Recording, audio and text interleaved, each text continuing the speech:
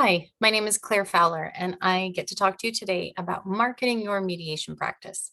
And this is based on what we have learned over the last 25 years at mediate.com. So, I'm going to briefly just talk about the past, what's changed, how we used to do things, and then we'll talk about building your own brand and some specific steps to move that forward. So just thinking through really quickly, the past is important to acknowledge, mostly in terms of what worked in the past that we want to bring forward. And you know what didn't really work anymore. Um, I think it's important to realize that there are some parts of the mediation practice that are always going to be our cornerstone, right? Being trustworthy, being professional, being punctual. If you say that you're going to be somewhere at a certain time, or you say that you're going to have a document ready at a certain time, or that you're going to reach out to another client by a certain time. I think those standards are, regardless of what kind of technology we use, I think it's really those standards that help people to trust us as mediators. So regardless of what has changed, we used to have a fax machine, right? We used to have a beeper. Just 5 years ago, we used to use Skype, and things really have changed.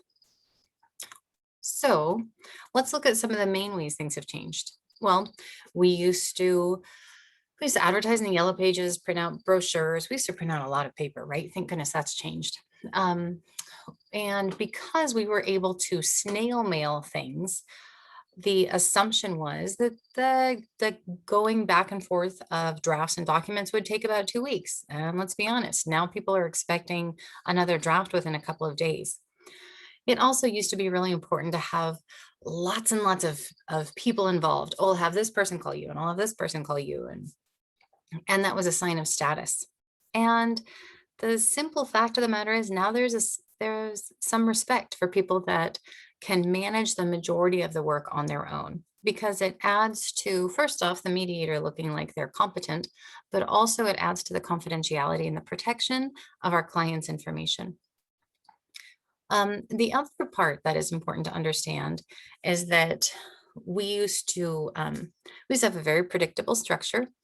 We would have a joint session with an occasional caucus session, right? We would move back and forth between having everybody together and then having private conversations. And that's changed. And I think the best thing that we can do now as a mediator is to let our clients know, here are some of the options. Here is how the process will likely work. But being nimble enough, being comfortable enough with the technology and in tune enough with your clients to be able to say, I think it's actually time that we have a private conversation, or let's bring everybody in. Let's pause for the day. Let's break up these into 5 separate issues, and we'll schedule 5 2-hour meetings. And instead of requiring the fuss to fit the form, now we're changing the form. We're saying, okay, what is the fuss all about? What is your case all about? Let's be a little bit more flexible with our process and more in tune with what our clients want. Yes, this is requiring quite a bit of flexibility on behalf of us as mediators. But again, that's what clients are looking for. They want mediators who can be there to support them and listen to their needs. Okay. But a lot of what this represents is quite a bit of cost difference. Let's say on the very low end, you're renting out an office for $2,000. Now, mainly you need really good internet and a good phone line, maybe a Zoom license or whatever license you prefer. And that's going to keep you closer to 200. If you are renting out an office, chances are you are renting out something that's just for you instead of the large mega office with multiple conference rooms and assistants and interns. Now people again are looking for more of a smaller feel. Again, not for every single case, but let me point out that even for the larger cases where they are going for the mega firms, they're still looking inside of that mega firm to find someone that they can connect with, to find someone that resonates with them and that they know will understand them. So even if you're working for the mega firm, people are still looking for that white glove mom and pop treatment that you would get from a private mediator. Okay. What has changed? Well, the quick sum here is that people simply want to be more involved. If you look at everything, if you look at TurboTax, People are involved in doing their own taxes. If you look at meal delivery services, it used to be that we would just order in, but now I order in a box with vegetables and whatever, and now I make it myself. Why? Because we want to be involved. We want to have more control over what's going on with our lives. Okay, and people expect that in the mediation process as well. People also expect faster results. They know that you're sitting in front of your computer. They expect you to be working on their case or at least give them updates. For a shorter case, people are going to expect daily updates. Um, they People are also expecting this strange balance where they want you to appear very knowledgeable, but also appear to be vulnerable. Let them know that, oh, I'm still figuring out this new feature with Zoom, or I would like to really take time and hear about your case and show them the softer side, but also the trustworthy side. So good luck. That is a tough balance, but again, clients want both, right? They want a mediator that is knowledgeable and resourceful, but is also a human as well. Okay. So all of that, we've looked at the past briefly, which catches us up to speed. What are clients looking for now? Well, they're looking for you. They want to know more about you. What is unique about you? What is exciting about you? So that is our mission, is not just to churn out a bunch of robot mediators, but to churn out you and to help you understand what unique value set and background and characteristics do you offer to the mediation field. Okay. And this is different, right? It used to be that there was a mold for a mediator. There was a very specific model of what a mediator would look like. And we can go back to that, or we can say, things have really changed recently, and let's learn from that. And I think one of the major things that we've learned is that people want a connection, that they miss that human interaction. They want to feel like there's a human on the opposite side of the computer screen or on the other end of the phone. So I think it is time to examine, how can we change as a field? Well, first, our fee structure has really changed, right? First, do you decide to go with a group, with a mediation or a ADR firm, or do you decide to go solo? Obviously, if you go solo, then you can set your own fee structure. You get complete control over when and how often you get paid. You get a retainer, are you on a flat rate, a session rate, an hourly rate, a per issue rate? For instance, do you charge a set amount for custody and then another amount for asset division, or another amount for a parenting plan and spousal support? You can make all those decisions yourself. The downside is you have to make all those decisions yourself. And then you have to follow up with everyone. You have to arrange payment. You have to send out invoices and determine billing. So branching out on your own is probably the most common first step that mediators move towards. Just realize the financial part is a pretty big piece. So I would definitely reach out to see what other mediators are doing in your area. A great way to do that is to look at the mediate.com directory and look at other mediators in your field or in your zip code or in your specialty. Reach out to them and see what they are doing to gather fees, because then you'll know that that's what the market around you expects. Okay. And it also used to be, I was one of these that would charge less for online mediations. Okay, that was a few years ago. That's changed.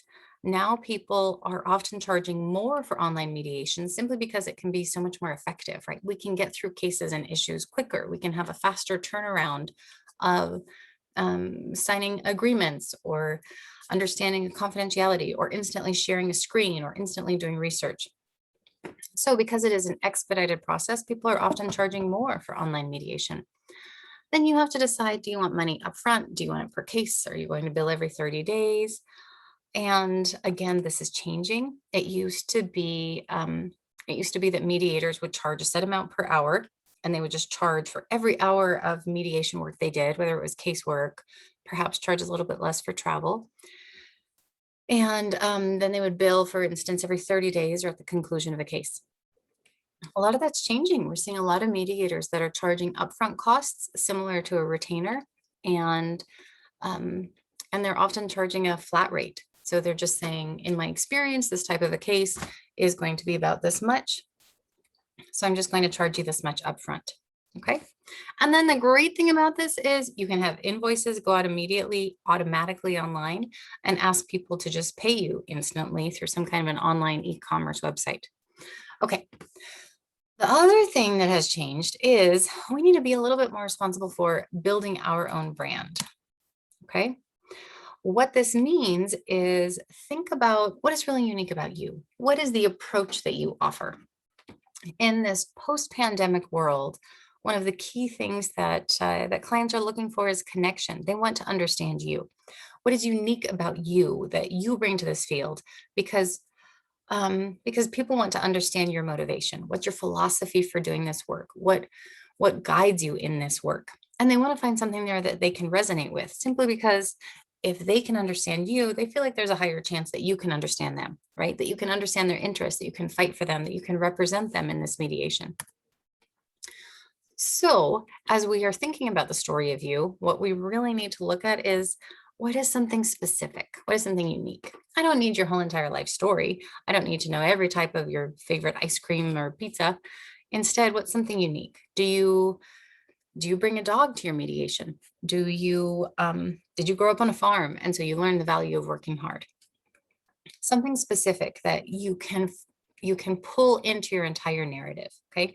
What people are starting to do online is, instead of just posting their CV, they're posting what's called a life resume, and it walks through the story. Okay. In the beginning, this was my childhood, or this was something that really interested me. For instance, maybe I love doing crossword puzzles, and that joy of understanding the different pieces that fit and how they all work together is what drives me in mediation today. Understanding all of your interests and finding the overlaps there that will satisfy everyone. Okay, a unique story like that is what people are looking for.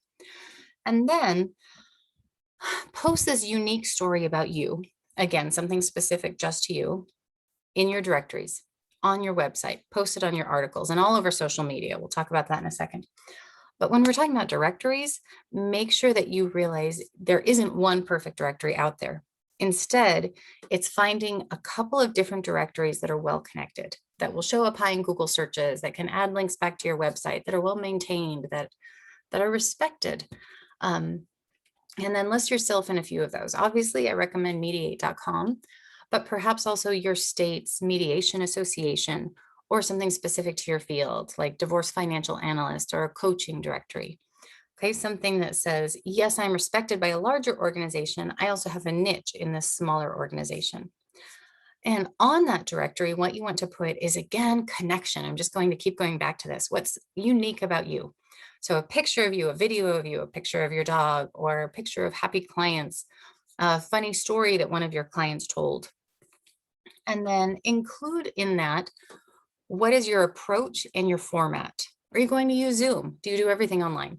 Do you do a format of text-based asynchronous mediation and then some phone calls? What is your preferred format? What are your alternative formats? This is something that you can explain in more detail on your website.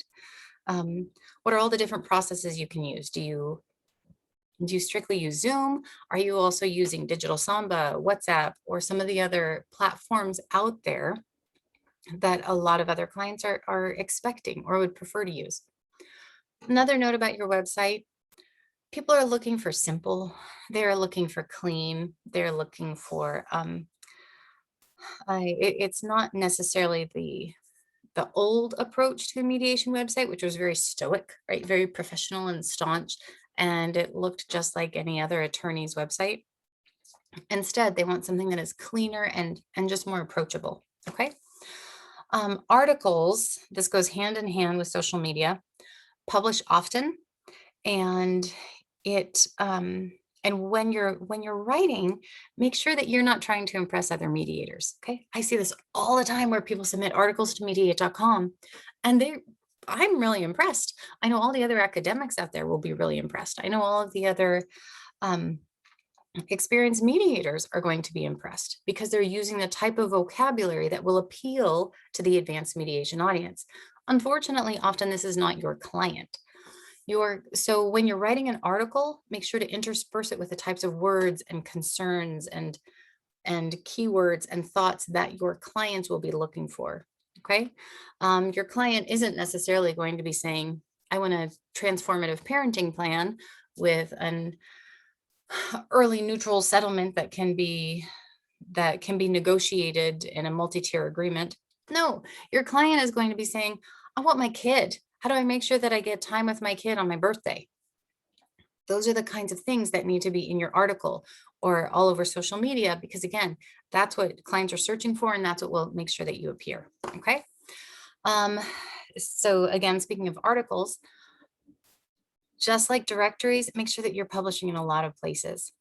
Clearly, mediate.com, 30,000 subscribers, no brainer. You should be publishing on Mediate, but then also use that link from Mediate and send it to quite a few different places, okay, to other journals or other websites, other blog sites, or of course, like we're about to talk about, on social media. So you should have a lot of different social media accounts because they all serve different purposes, okay? LinkedIn can be great at getting you contacts. It can be great for getting your name out there. You can like conferences, you can share other people's articles, things like that. But I don't think LinkedIn is enough, right? There are a lot of other sites out there, and things like Facebook community sites, Snapchat, Instagram. A lot of these that traditionally have been for the youth are now starting to be more acceptable venues for providing advice, for sharing ideas, for sharing short articles or funny memes. Perhaps, oh, difficult Thanksgiving dinner coming up. Here are 3 tips on how to have a difficult conversation effectively.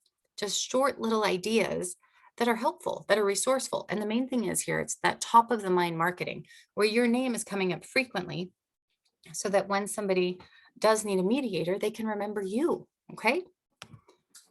And so again, the main thing that we want to be sharing here on these sites, what is unique about you? What is something special about you? What makes you the perfect choice for mediating right now for this type of a case or for this type of a person? Okay. And again, I don't want to hear your whole life story, but I want to hear 1 or 2 pieces that help us to understand your niche, that help us to understand, okay, 40 years ago, you started studying this. 30 years ago, you took that same path and you use those skills in a different way. And then you added to those skills 20 years ago. And here we are now. And you have the perfect combination of skills with this very clear path that has brought you here. All right. And share that path again on your website in different articles so that people can understand you're not just a flash in the pan. You're somebody with lots of experience, but not just in mediation. You have experience in other parts of life that are going to make you a better mediator for this case. Okay. The next one, I mean, I know this sounds obvious, just be who you are. There are a lot of great mediators out there, but they're already there, right? That's not a hole that needs to be filled. Instead, the more you can express, oh, this is what I offer. This is who I am. This is who I bring to the mediation table. People are craving those genuine connections right now. They want to see a real response. They want to see someone who's vulnerable. They want to see someone who says, oh my gosh, I just messed up the Zoom room. Let me fix that. Okay, I'm not saying purposely go out and mess up a Zoom room, but somebody who is willing to admit that this is an area that's hard for them, or this is an area that they're still working on. Why? Because when people see that vulnerability, it allows them to be more vulnerable in the mediation room.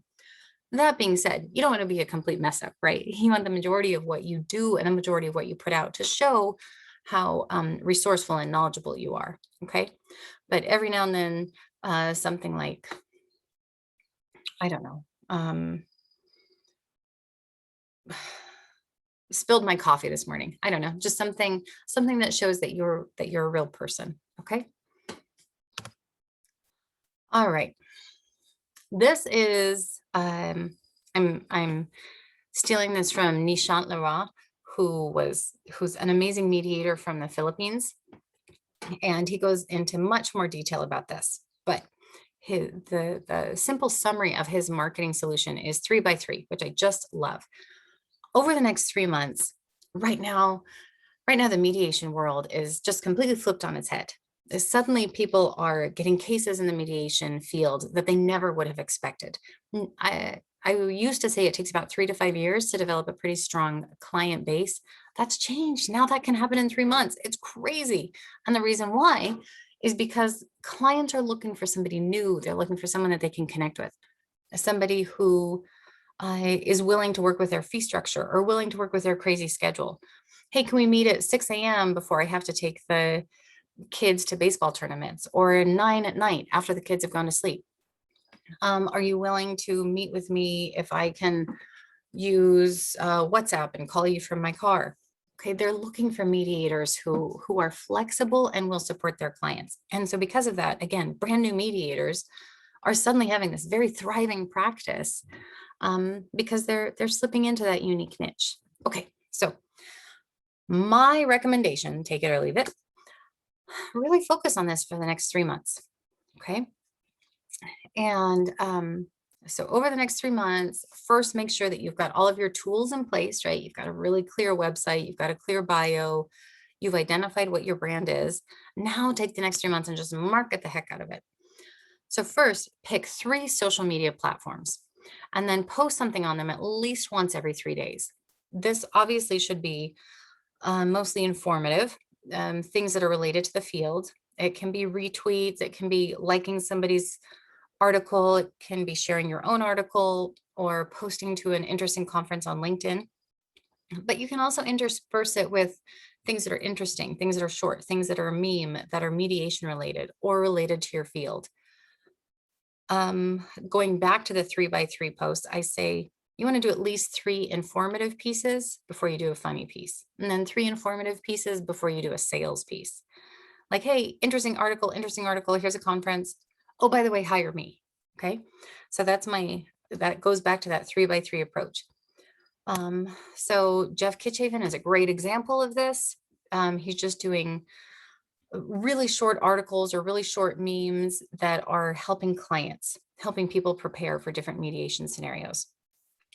Or if you're a workplace mediator, something funny that has to do with workplace situations or difficult communication. Okay. Again, you'll notice that the key here isn't necessarily length. I'm not necessarily looking for huge, impressive academic articles. Instead, show that you're posting frequently, show that you are always thinking about the stuff, show that you're resourceful, that you can be a variety of different resources, not just the academic resources, but also be very practical. And also you can be humorous and you can be very relatable. Okay. Some other things that you'll want to post on your website or in articles is the ability to turn the qualitative into the quantifiable. Here's what I mean by that.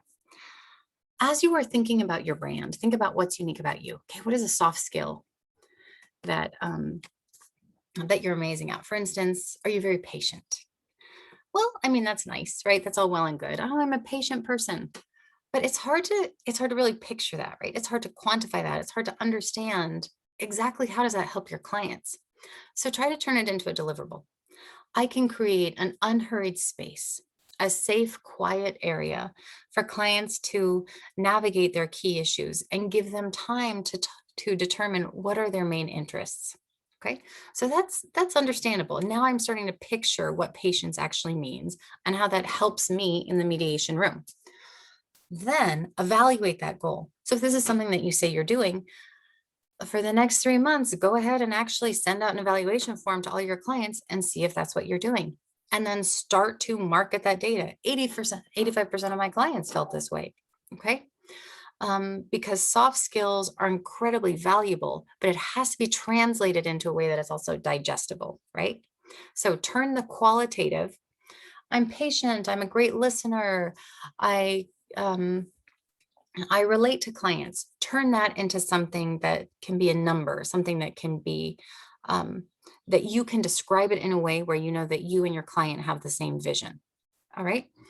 So again, this should all go back to your brand. If you say that you are a person who can really take the time and give your clients the white glove treatment, then patience would be a great example of that. Just take that patience, which will support your brand, and turn it into something quantifiable. Okay. I think I've mentioned this before, that when we're talking about marketing, we need to make sure that we are marketing first to our clients, right? Not to other mediators, not to the field, even though sometimes mediators can be great referral sources, but market to your clients. So use the language that they're going to be Googling, release articles when your clients are going to be looking at them, but also publish where your clients are looking. Um, so again, one thing that we try to do at mediate.com is we try to have a lot of links going back and forth that are showing up in places where your clients are looking. So it could be in university sites. Family courts are often referring to our articles.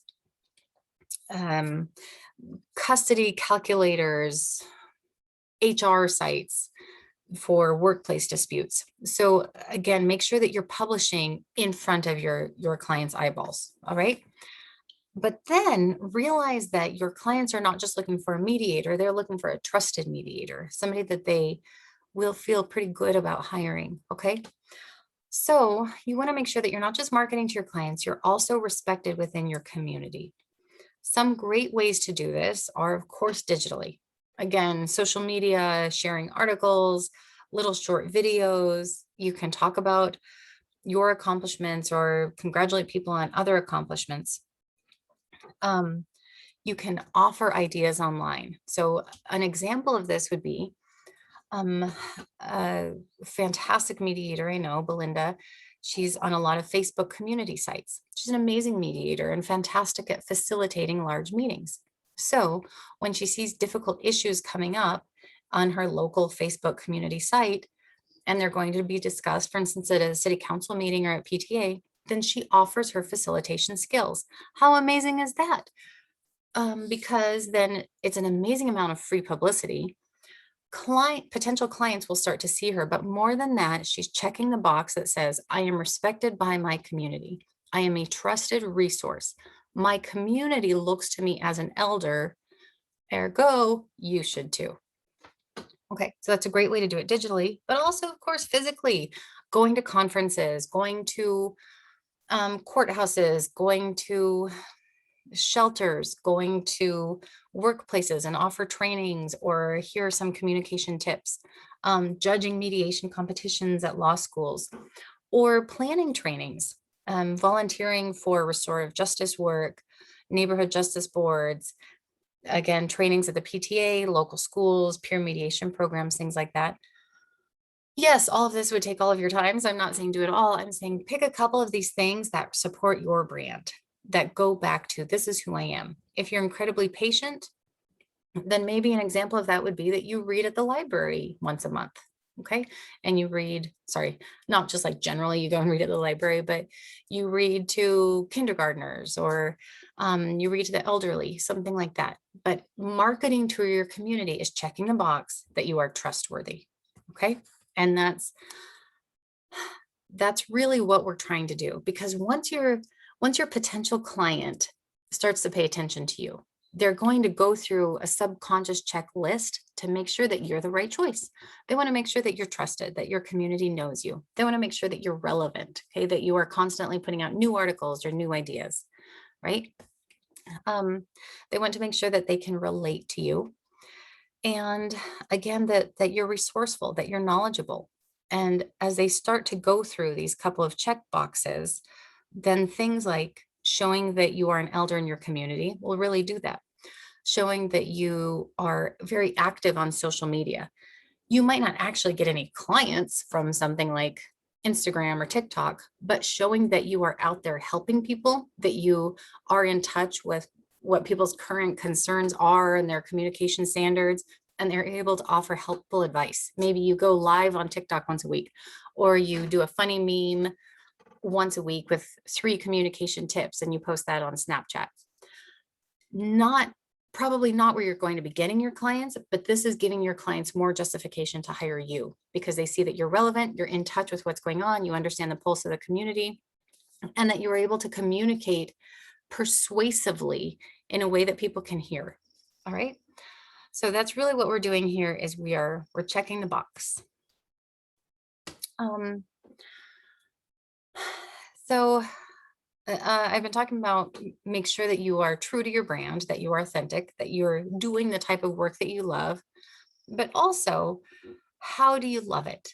So is it, um, do you just love speaking on the phone?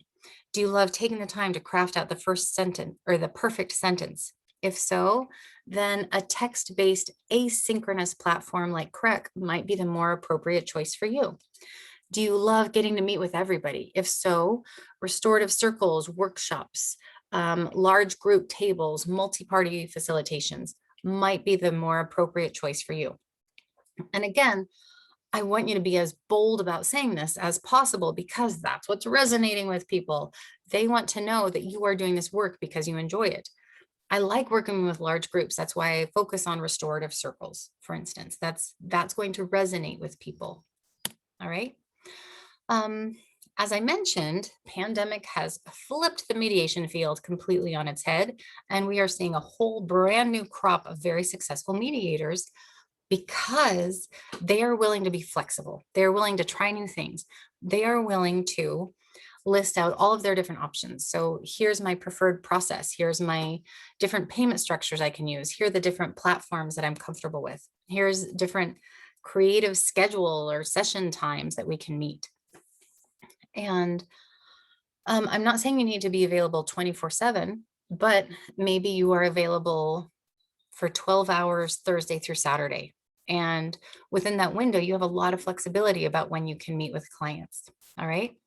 Or you can be very flexible about payment plans or payment schedules. Knowing and what's happening here is that clients again are feeling supported and they're feeling heard.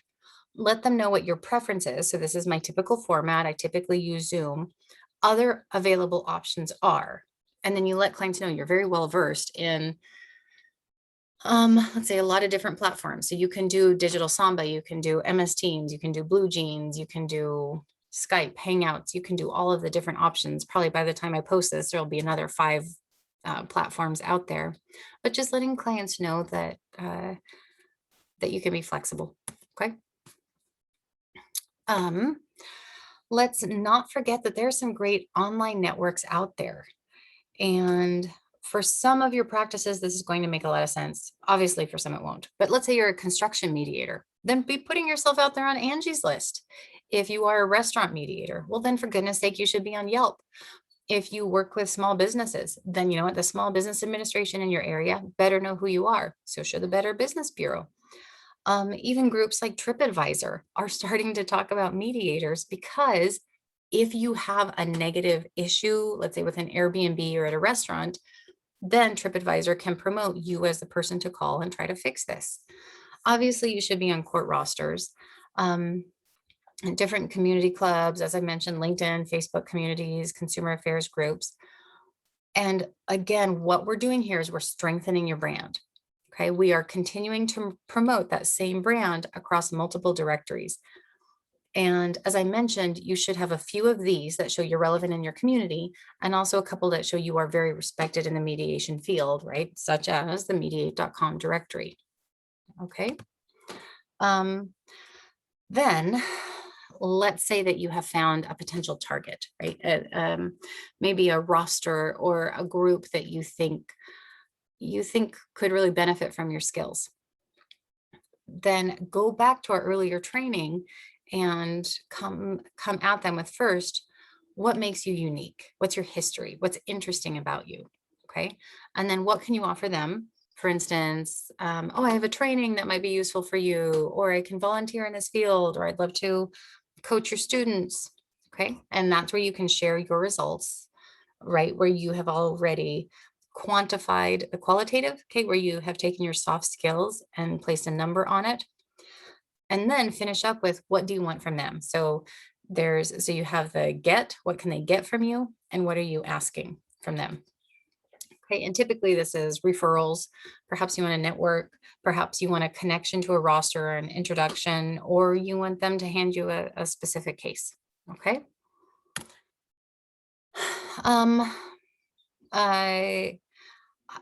As you've noticed, I saved the website for last. The reason why is because we're just not seeing as much business come from websites as we used to, which is crazy, right? Your website is your storefront. Your website is your brand. Your website is everything about you. Except what a lot of people are seeing is that it's the last resort. It's after somebody has heard about you, they've checked you out on different directories, they've skimmed through some of your articles, they've seen something funny that you've posted on a social media site, then finally they will turn to your website, perhaps to schedule you or to get some deeper information about different platforms that you can use, or here's your fee structure. What that means is make this very simple. I say 3 clicks maximum before you send them to a contact page. So here's about me, here's my availability, click contact. Here's my approach to mediation, here's my fee structure, and now contact me. Okay, so make it very simple to get them to that point, because by the time they're at your website, chances are they know about you. They've already read some of your articles or heard about you from other people, or read a couple of things that you've written for other conferences.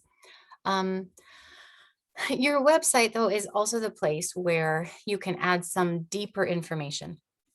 So I do recommend having a resources page on there. And this is where you can have those lengthy academic articles, because by the time somebody's at your website, they've gone through the frosting, right? Now they want the actual cake.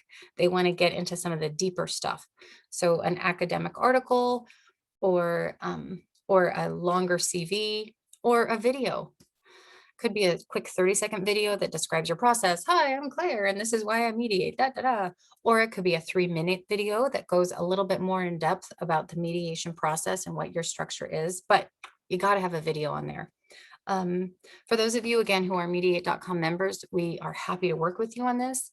We typically recommend recording it on Zoom, and then we'll work with you to get it on your directory or on your website. Even if you're not a member, please call us. We'd be happy to help.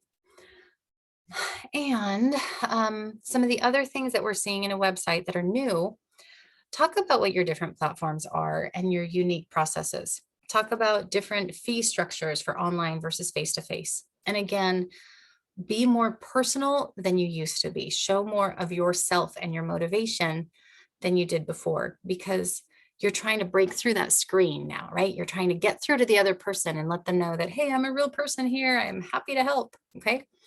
Also, people want to know what you did this year. How did you spend your time during the pandemic? Did you go through every Janet Ivanovich book? Did you plant a garden?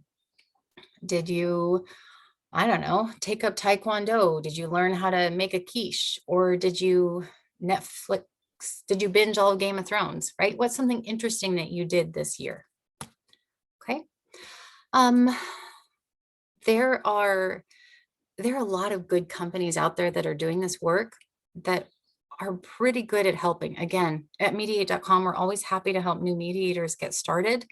But there are groups like ACR, IOA, ABA, DR, so many. It just depends on what your practice is. APFM, AFCC, NAFCM.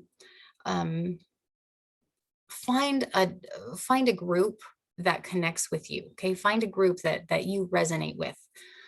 Again, let's say it's the Association for Conflict Resolution. Connect up with some of their members, look at their directories, look at their articles, see what they're doing, ask them to take a look at your work, because another eye is really helpful for things like catching typos, but also something that you didn't realize might have been completely confusing or extraneous to your brand.